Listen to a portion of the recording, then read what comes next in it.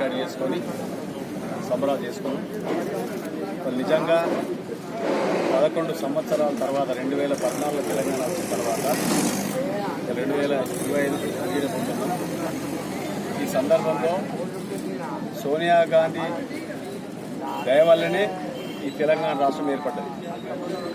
ఇవాళ గతంలో 10 సంవత్సరాలు టీఆర్ఎస్ పార్టీ ప్రభుత్వం ఏర్పడి అధికారాన్ని చెలాయించిన అది సోనియా గాంధీ ఆశీర్వాదం, ప్రేమ, ఆమె దయతోనే ఇది సాధ్యమైంది.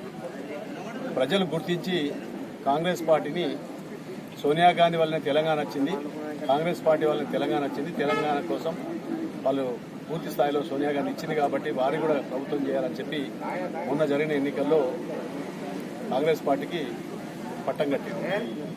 ఏదైతే మాట ఇచ్చిన ప్రకారం సోనియా గాంధీ 6 గ్యారెంటీలు అయితే ఆమె స్వయంగా వచ్చి అంచెలంచెలుగా ఒకటి చేసుకుంటా ప్రభుత్వం ముందుకు పోతా ఉంది. అందులో ప్రప్రథమంగా 2 లక్షల రుణమాఫీ అవుతుందో 21,000 కోట్ల రూపాయలు ఆల్రెడీ రైతుల ఖాతాల్లో జమ అయినాయి. ఇంకా 10,000 కోట్లు జమ కావాల్సింది, 2 లక్షల పైన ఉన్నాయి, అటు ఉన్నాయి. అవి కూడా జమ చేస్తామని ముఖ్యమంత్రి గారు, మంత్రి గారు చెప్తా ఉన్నారు. దాంతోపాటు మహిళలకు ఉచిత బస్సు ప్రయాణం, అదేవిధంగా 200 యూనిట్ల వరకు ఉచిత కరెంట్ అవుతుందో అది ఆల్రెడీ గ్రామాల్లో నడుస్తూ ఉంది బ్రహ్మాండంగా.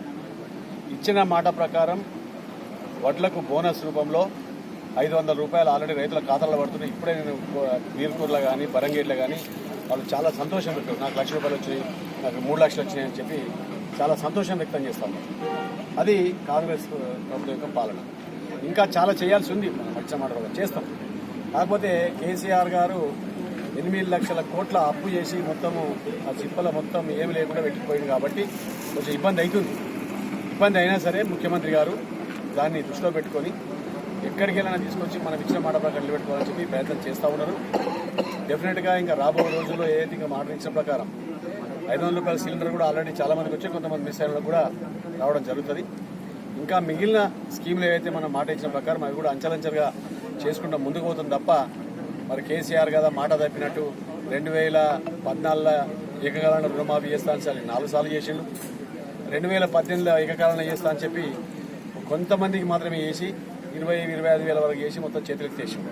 అట్లా కాకుండా కాంగ్రెస్ పార్టీ దేశంలోనే ఎక్కడ లేనటువంటి 21,000 కోట్ల రుణమాఫీ చేయడంతో పాటు ఇంకా మిగిలినవి కూడా చేస్తామనే మాట ఇవ్వడం జరుగుతూ ఉంది. పైసలు లేవు కాబట్టి ఆర్థికంగా ఇబ్బంది ఉంది కాబట్టి ఇవాళ కేసీఆర్ ప్రభుత్వంలో 20-25 తారీఖు జీతాలు ఇస్తుండే, కానీ ఇవాళ మన ప్రభుత్వంలో లంచ్ మనీ ఫస్ట్కు సెకండ్ థర్డ్ లోపల పెన్షన్లు కానీ జీతాలు కానీ పడతా ఉన్నాయి.